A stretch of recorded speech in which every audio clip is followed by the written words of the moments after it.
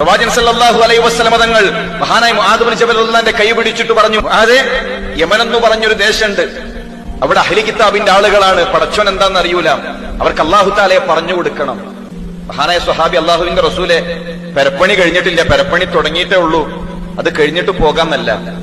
പിന്നെ ഞാൻ പോയി കഴിഞ്ഞാൽ വീട്ടിൽ ഭാര്യയും മക്കളും ഒറ്റക്കാണ്, അവരെ കൂടെ ഒരാളെ കിട്ടിയതിന് ശേഷം പുറപ്പെടാം. അല്ല, ഇസ്ലാമിന്റെ സന്ദേശം അല്ലാഹു തആല ആരാണെന്നറിയാത്ത ആയിരക്കണക്കിന് മനുഷ്യന്മാര് ജീവിക്കുമ്പോ അവർക്ക് പറഞ്ഞു കൊടുക്കണമെന്ന് പറഞ്ഞപ്പോ അദ്ദേഹം യാത്ര തിരിച്ചു. പ്രവാചകൻ സല്ലല്ലാഹു അലൈഹി വസല്ലം തങ്ങളോട് സലാം പറഞ്ഞ് അവസാനത്തെ ചുംബനവും നൽകി യമനിലേക്ക് അദ്ദേഹം യാത്ര തിരിച്ചു.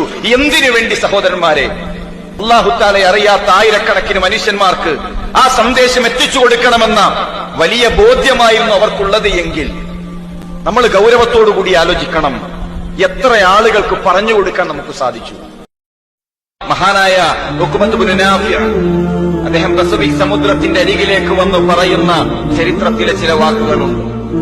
ആർത്തലച്ചുയരുന്ന പസഫിക് സമുദ്രത്തിന്റെ മുന്നിൽ തന്റെ കുതിരപ്പടയാളികളുമായി അദ്ദേഹം വന്നെത്തിയിട്ട് പറയുന്നത്, കടലെ, നിനക്കപ്പുറത്തൊരു നാടുണ്ടായിരുന്നുവെങ്കിൽ, നിന്നെ വേദിച്ചുകൊണ്ട് ആ നാട്ടിലേക്ക് എത്തുവാനുള്ള സാഹചര്യമുണ്ടായിരുന്നുവെങ്കിൽ തീർച്ചയായും ഇസ്ലാമിന്റെ സന്ദേശവുമായി ഞാൻ അവിടേക്ക് എത്തുമായിരുന്നു.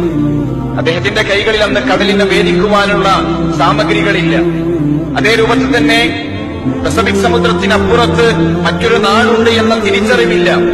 അങ്ങനെ തിരിച്ചറിവുണ്ടായിരുന്നുവെങ്കിൽ ലോകത്തിന്റെ വ്യത്യസ്ത ഭാഗങ്ങളിലേക്ക് അവരെത്തിപ്പെടുമായിരുന്നു. ഇന്ന് മക്ക മുഴുവൻ നോക്കിയാലും 2000-ൽ താഴെ സ്വഹാബാക്കളുടെ ഖബറെ നമ്മൾ കാണും. മദീനയിൽ 10,000-ൽ താഴെ സ്വഹാബാക്കളുടെ ഖബറുകളെ നമുക്ക് കാണാൻ കഴിയുകയുള്ളൂ.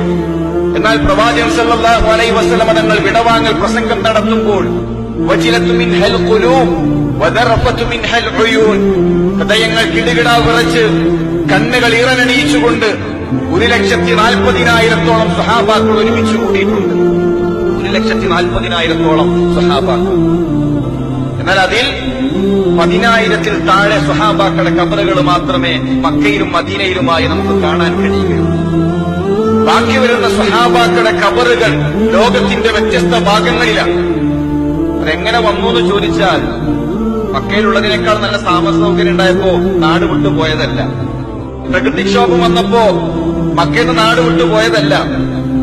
അവസാനത്തെ വിടവാങ്ങൽ പ്രസംഗത്തിൽ മഹാനായ പ്രവാചകൻ സല്ലല്ലാഹു അലൈഹി വസല്ലം തങ്ങൾ പഠിപ്പിച്ചു, ഒരായത്താണ് നിങ്ങൾ കേട്ടതെങ്കിൽ ഇതറിയാത്തവർക്ക് എത്തിച്ചു കൊടുക്കണം.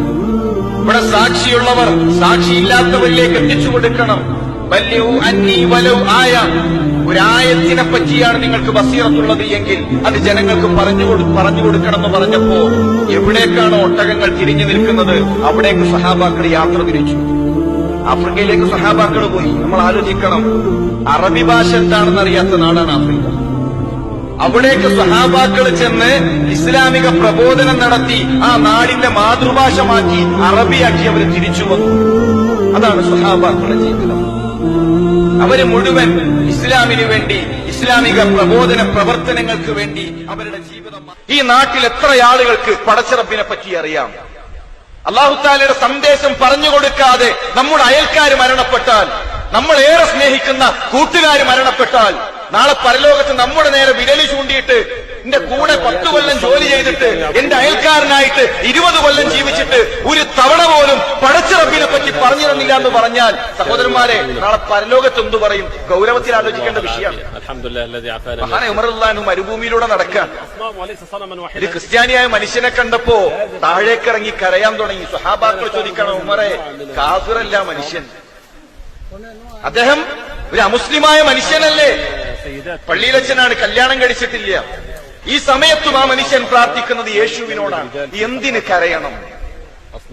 മഹാനായ ഉമർ റളിയല്ലാഹു അൻഹു പറഞ്ഞൊരു മറുപടിയുണ്ട്. അല്ലാഹുവിന്റെ കലാമിലെ 4 ആയത്തുകൾ ഉമറിന്റെ മനസ്സിലേക്ക് കടന്നു വന്നു. ഹൽ അതാക ഹദീസുൽ ഖാശിയ വുജൂഹു യൗമഇദിൻ ഖാശിയ ആമിലത്തുൻ നാസിബ തസ്ലാ നാറൻ ഹാമിയ.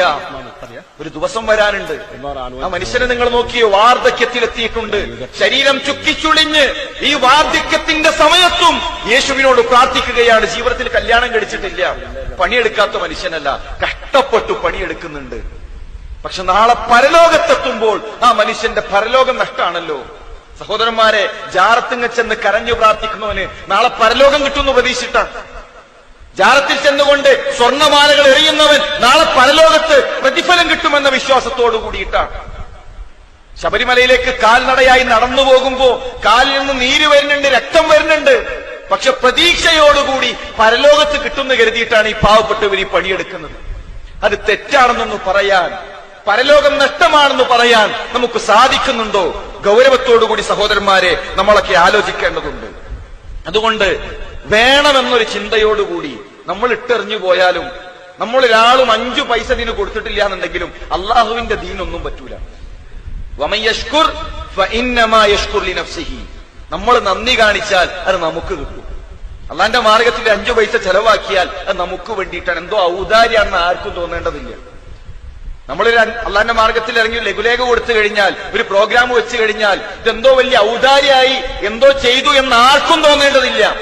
നമ്മൾ നാളെ മുതൽ വലിയ പ്രോഗ്രാം സംഘടിപ്പിച്ച് ആയിരക്കണക്കിന് മനുഷ്യന്മാർ തടിച്ചുകൂടി ഇസ്ലാമിലേക്ക് വന്നാലും പടച്ചോന്റെ കുതിരത്ത് കൂടാനില്ല, കുറയാനുമില്ല. എല്ലാരും ഇട്ടെറിഞ്ഞുപോയി, ഒന്നിനും കിട്ടാതെ, നിസ്കാരമില്ല, നോമ്പുമില്ല, ഉള്ള പള്ളിയൊക്കെ പൂട്ടിപ്പോയാലും പടച്ചോൻക്കൊരു നഷ്ടമില്ല. അതുകൊണ്ട് സഹോദരന്മാരെ, ഇത് പടച്ചോൻക്ക് വേണ്ടിയിട്ടാണ്, അല്ലെങ്കിൽ എന്തോ ഒരു ദീനിന് ചെയ്യുന്ന ഔദാര്യാന്ന് ആർക്കും തോന്നേണ്ടതില്ല. നമ്മൾ പണിയെടുത്താൽ നമ്മുടെ കബറിലേക്കാണ്. അള്ളാന്റെ മാർഗത്തിൽ 5 പൈസ ചെലവാക്കിയാൽ അത് കബറിൽ കാണും, നാളെ പരലോകത്ത് കാണും. അതിനു വേണ്ടിയാണെന്ന ബോധ്യം വേണം. وأشهد أن محمدا رسول الله.